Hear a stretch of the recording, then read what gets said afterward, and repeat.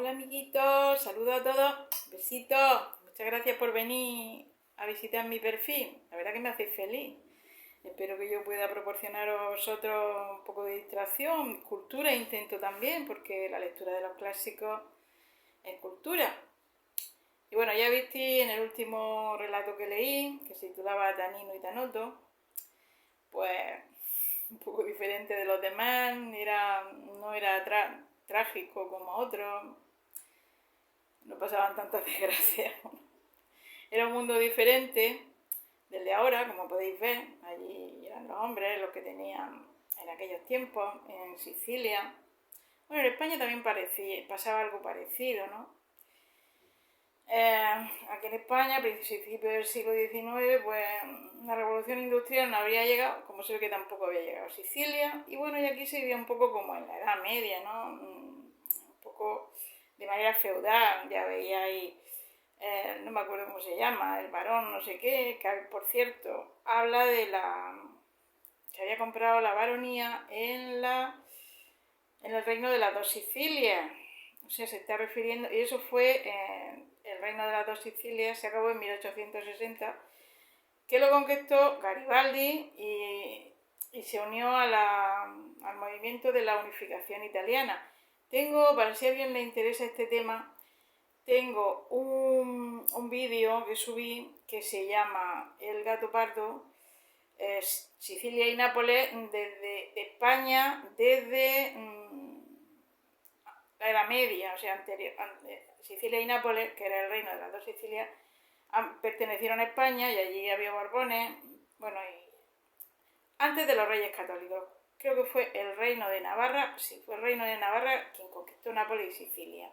Y ha sido durante muchos siglos de España. Bueno, si a alguien le interesa ese tema, tengo un vídeo, como ya he dicho, que se llama El gato pardo, porque el gato pardo trata de Garibaldi, de la conquista de las dos Sicilias y de la incorporación a Italia. Bueno, seguramente me estoy repitiendo. Hablo sin guión.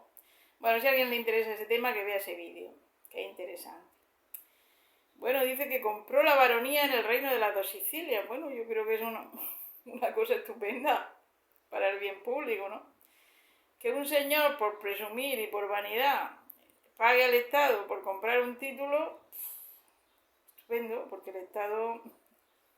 el Estado recauda impuestos con eso que se pueden emplear en el bien público, en dar pensiones, en dar servicios públicos. Ojalá lo pusieran eso, que gente que le gusta presumir, o como decimos aquí en Murcia, sacar la panza y quiere tener un título para presumir y paga un montón de dinero por presumir, pues estupendo.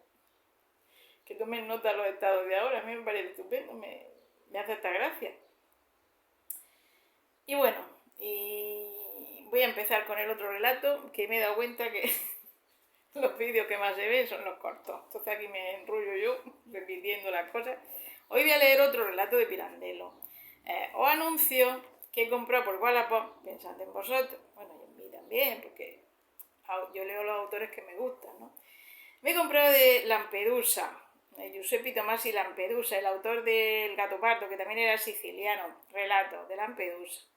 Y también de Catherine Mansfield, que es una escritora maravillosa, muy joven, con 30 y tantos años, también del siglo XIX, y escribió unos relatos maravillosos. Entonces lo tengo en venta, voy a seguir con Pirandello porque me encanta y la verdad que disfruto mucho leyendo y quiero que vosotros disfrutéis también y conozcáis a este autor.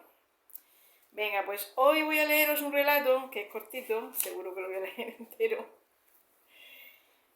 y que se titula El valor cívico, ¿vale? Venga, comienzo.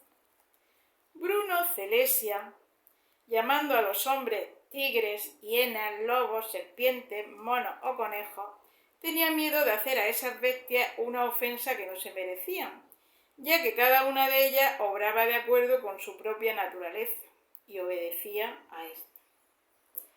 En tanto que el hombre era falso. Escúpele pues al hombre en su cara y dale quizá puntapiés en otra parte. Sí, sabré yo lo que llevo aquí dentro, exclamaba ceñudo, colocando una de sus manos encima del vientre. ¿Un hijo acaso? El infierno, canalla.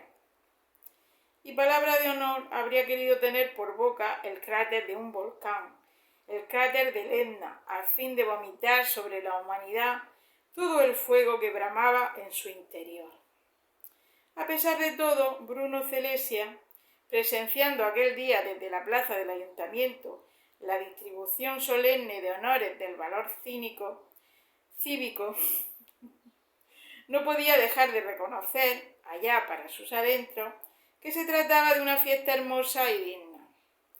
Aquel alcalde era un bribón de marca, pero era un orador de nacimiento, y Bruno Celestia, durante el magnífico discurso en que exaltaba las virtudes nativas del pueblo siciliano, el alcalde, y recordaba los actos heroicos llevados a cabo por este pueblo, había sentido varias veces que le corría por la espalda un estremecimiento eléctrico.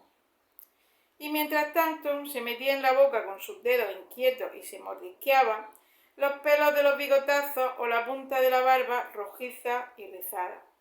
Y después, de cuando en cuando, se pasaba rápidamente la otra mano por la parte baja del chaleco, brillante y rejuvenecido. ¿Por qué? Pues porque la humanidad es una basura. Ahí está el porqué. Desde hacía algunos años se había puesto en boga el juego estúpido de clavar a las personas por detrás con un alfiler un trocito de papel con una frase asquerosa o con un mamarracho torpe. A él le habían clavado ya por 2 veces una cabeza de ciervo y una mano que simulaba los cuernos. Se lo habían clavado por detrás.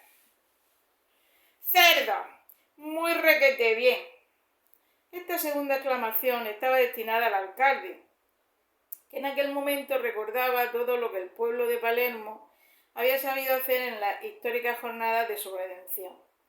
Terminado el discurso del alcalde, entre aplausos estrepitosos, sin que Celestia, encendido, hubiese sabido abstenerse de tributarle también lo suyo, empezó la distribución de los premios.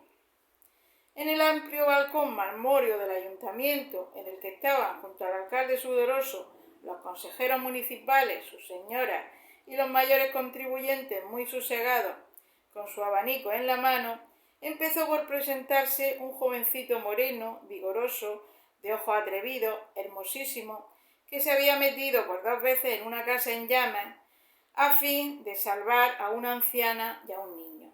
Y por eso le daban un premio, por su acto heroico.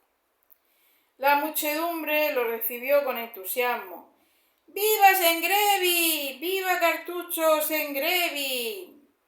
Era el muchacho que había salvado a la anciana y al niño. Alguien hizo la observación de que los señores del ayuntamiento habrían hecho mejor instituyendo un cuerpo de bomberos que faltaba aún en la ciudad, nombrando bombero a Carlucho, que se lo había merecido, en vez de darle aquella medalla al valor cívico, medalla que en fin de cuentas no le habría servido para nada a aquel pobre cargador del puerto que se destrozaba durante todo el día la espalda, descargando y embarcando con los bultos de carbón y los panes de azufre. «Eres hermoso», murmuraba entre sí Bruno Celestia admirándolo, «pero sigue creciendo, querido. Y ya verás como tú también te conviertes en un canalla redomado». «¡Viva, viva!». Aplaudía mientras tanto al mismo tiempo que los demás y se pasaba la mano por la falda del chaleco a ver si le habían colgado otros cuernos. Los otros 4 héroes de aquella jornada se fueron presentando uno a uno a fin de recibir los vivas de la multitud y la medalla correspondiente.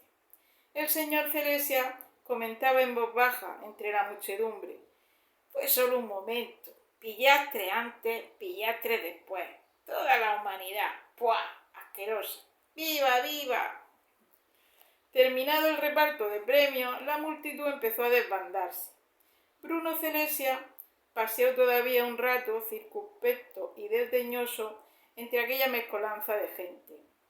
Admiraba las variopintas linternas venecianas, preparadas para la iluminación nocturna, y de cuando en cuando torcía la boca, como sople el siroco, y alzaba los ojos al cielo amenazador, que se iba oscureciendo cada vez más. vámonos a casa, se dijo en un momento dado, hablando resueltamente consigo mismo, porque este país de perros es capaz, si no de creer y de proclamar que la fiesta se verá echada a perder por la lluvia, tan solo porque me he dejado ver hoy por la plaza. Distinguió desde lejos a aquella mala persona del padre suyo, que le había ocasionado tanta amargura y que quizá buscaba allí por tercera vez, dentro de los bolsillos del prójimo, el camino que lo llevase a la cárcel, de la que había salido hacía pocos meses. Le volvió desdeñoso la espalda y marchó deprisa para volver a su casa. Dicen que las ranas, pensaba caminando, suelen pasar el invierno en el fango de las zanjas. Mi padre es peor, se pasa las 4 estaciones en el fango de la vida. La primera vez se empeñó hasta los ojos para salvarlo de la cárcel, a su padre. Ahora no quería ni verlo de lejos. El apellido que llevaba, deshonrado por él, quemábale la frente igual que una marca de fuego. Pero vaya, no he sido yo solo quien ha llenado de afrenta tu apellido. Había tenido el padre en una ocasión el valor de echarle en cara. Piensa más bien en tu mujer, que desde hace tantos años deja el apellido públicamente. Y Bruno Celestia se había mordido una mano hasta hacerse sangre para no contestar, porque su mujer, pero no públicamente, sino con uno solo. Pensaba él que le había engañado a la mujer con uno solo, no con todo. Eso era un consuelo. No la había matado porque estaba segurísimo de que el amante habría sido para ella peor que la muerte, ya que en primer término la habría abandonado, tirándola a la mitad de la calle como si fuese un saco de inmundicia. Vaya, aquellos dos vivían desde hacía muchos años maritalmente, respetados y reverenciados por todo el pueblo, y tenían 3 hijos tan simpáticos, los pobres inocentes bastardos. Aquella buena mujer no había sabido darle a él ni uno legítimo. Tenía 3 hijos y ninguno era suyo. El amante de la mujer. No se sentiría ahora tan solo. No habría envidiado a nadie. Aunque bien mirado, quizá fuese mejor así. Nada le había salido bien, jamás en la vida. Quizá también los hijos, de haberlos tenido, le habrían producido muchos disgustos. Y qué dolores, y cuántos. El destino. Sí, señor, el destino. ¿Cómo no creer en él? ¿Qué había hecho personalmente para haberse convertido así en el blanco de todas las flechas como hijo, como marido, como ciudadano? Mal mirado por todos, que huían de él, porque tenía fama de que daba el mal augurio, y más bien que objeto de compasión por sus desventuras domésticas se habían burlado. No se había lanzado jamás a empresas arriesgadas, sin embargo, había salido siempre con pérdidas y burlas de aquellas pocas seguras que había intentado. Todos se habían enriquecido tomando por contrata la conservación de las defensas del pueblo. Se metió él, y media escollera apenas construida se la había llevado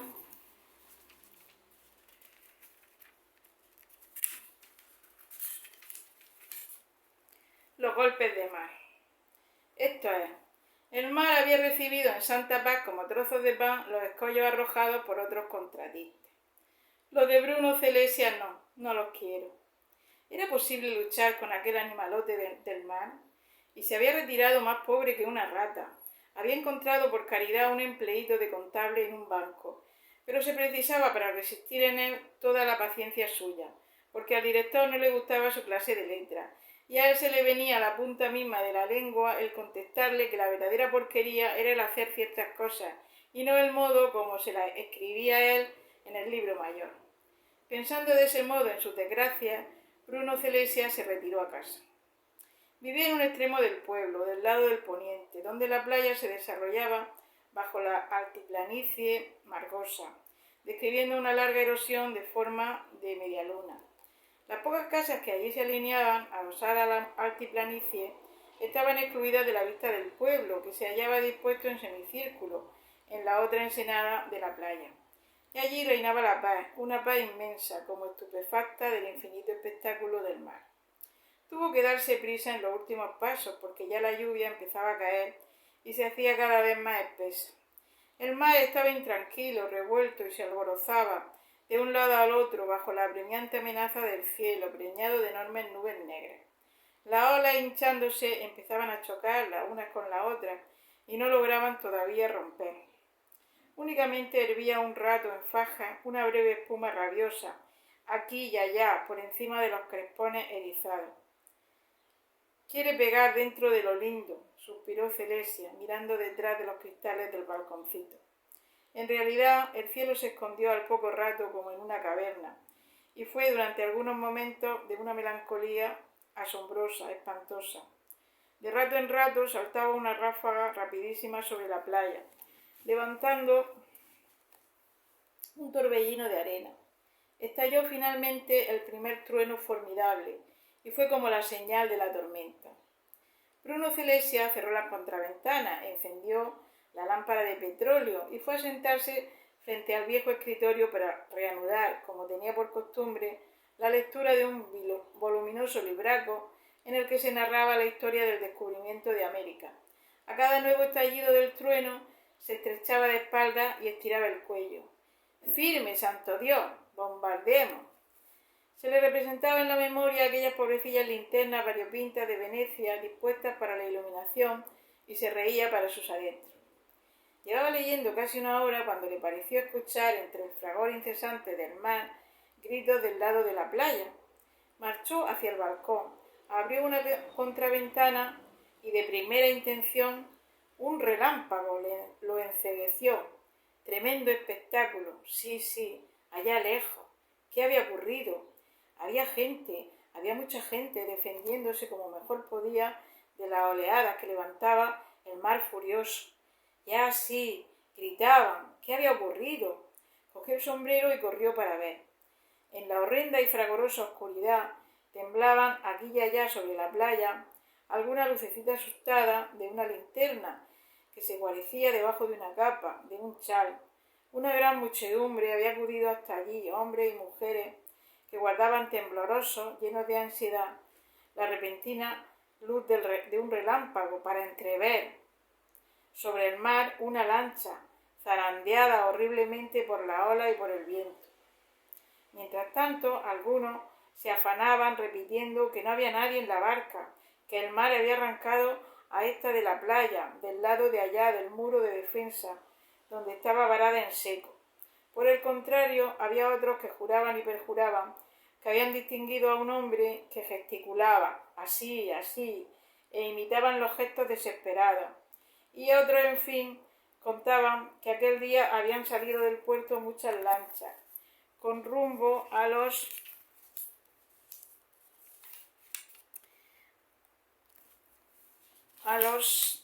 baños de San Leone, y que era posible que algunas de ellas se viesen sorprendidas por la tempestad a su regreso. «¡Allí están!», gritaron de golpe por todas partes ante un repentino palpitar amplio de luz lívida, pero inmediatamente retumbó espantoso el trueno, cubriendo las vociferaciones de la multitud. La tempestad, en medio de la oscuridad que se había hecho mayor, conmocionó los ánimos y las cosas con mayor espanto que antes, entre la furia del viento y del mar. Cuando acabó de retumbar el trueno, se reanudaron los comentarios, algo así como perdidos, lejanos. «¡Sí! Había un hombre en la barca y pedía ayuda». «¿Y quién es el que va?», gritó Bruno Celesia. «¿Dónde se encuentran los héroes de hoy?». Pero cuando más sentía cada cual la necesidad de hacer algo, tanto más le faltaba el ánimo para intentarlo, y todos pedían socorro a todo lo que pasaba de sí, a todo lo que daba de sí su garganta, como si el socorro no debiese partir de ellos. Al escuchar la llamada burlona de Celesia, gritó por fin alguno entre la multitud: «¡Yo voy! ¡Venga, a la barca!». Y haciéndose el grande casi rabiosamente, se adelantó, resuelto y dispuesto para el nuevo peligro, Carluccio Sembretti. Este era el que ya le habían dado el premio, el Carluccio, por haber salvado 2 veces a una vieja, a un crío y a más gente en un incendio, y ahora quería entrar también a salvar a los náufragos. Súbitamente Celesia, arrebatado por la admiración, se echó los hombros al cuello y le besó en la frente, llorando, mientras exclamaba: «¡Hijo de Dios! ¡No! ¡Tú no! no debes ir tú. Venga aquí esa barca, yo voy. Y empezó a desvertirse con furia. Stembretti se oponía. Voy yo, recalcó Bruno Celestia, imponiéndose a la muchedumbre. Que nadie trate de impedírmelo. Retírate tú. Ya te ganaste bien tu medalla. Ahora me toca a mí. Os digo que me dejéis. Nado perfectísimamente. Voy yo. La vida no tiene precio para mí. Dejadme ir. Un viejo marinero trajo corriendo un salvavidas atado a una cuerda. Otros habían empujado mientras tanto una barquita por la playa. Bruno Celestia saltó dentro del nudo. De pronto el mar, con una oleada furiosa, se llevó para dentro la barca. Bruno Celestia, tragado por las tinieblas, había desaparecido sobre el mar. ¡Suelta! ¡Suelta!, gritaron al marinero que gobernaba el cable del salvavidas. La espera de un nuevo relámpago se hizo ahora más viva, más ansiosa, en medio de la angustia. Se hubiera dicho que el cielo lo hacía a propósito. Las tinieblas y el fragor quitaban la respiración. Todos, para librarse de alguna manera de aquella horrenda trepidación, habrían querido gobernar el cable que se iba desenvolviendo poco a poco por sí mismo, como si fuese cosa viva, a la luz temblorosa de las linternas protegidas por las capas de los marineros. ¡Largo! ¡Largo! ¡Dejadlo libre! ¡Un relámpago! ¡Allí está! ¡Allí está!, gritaron de nuevo, y de pronto las voces se vieron como tragadas por la oscuridad que se echó encima, más espesa aún. Pero lo habían distinguido allí, junto a la otra barca. La ansiedad se hizo angustiosa. ¡Lo salva! ¡Lo salva! Las mujeres sollozaban, y los hombres intranquilos, temblorosos, en la angustiosa espera, imponían silencio, como si el silencio pudiera ayudar. En un momento determinado, pareció que el cable, allí por tierra, no se moviese más. El marinero lo cogió en una mano, esperó un rato, luego gritó, llorando, en el colmo de su inmensa alegría: ¡Ya está! ¡Ya está! ¡Tira! ¡Hace palanca! ¡Hace palanca! Todos se precipitaron entonces, jubilosos, exultantes, a aferrar el cable. ¡Otro relámpago! ¡Firme! ¡Firme! ¡Firme! ¡Llega! ¡Viva! Y poco después Bruno Celestia chocaba con la barquilla contra la playa. ¡Salvado! ¡Salvado! ¡Aquí, dentro de la barca! ¡Tirad! ¡Respira todavía! Un triunfo. Pero cuando la muchedumbre pudo reconocer al náufrago, ¡ahí está! La suerte no se conforma muchas veces con perseguir a un pobre hombre hasta hacerle la vida imposible. Gusta también de poner en toda persecución algo así como un sello de burla. Bruno Celestia había salvado al amante de su mujer. Bueno, era un hombre que tenía gafe, el pobre. Bueno, ya corto. Venga, muchos besitos, saludos.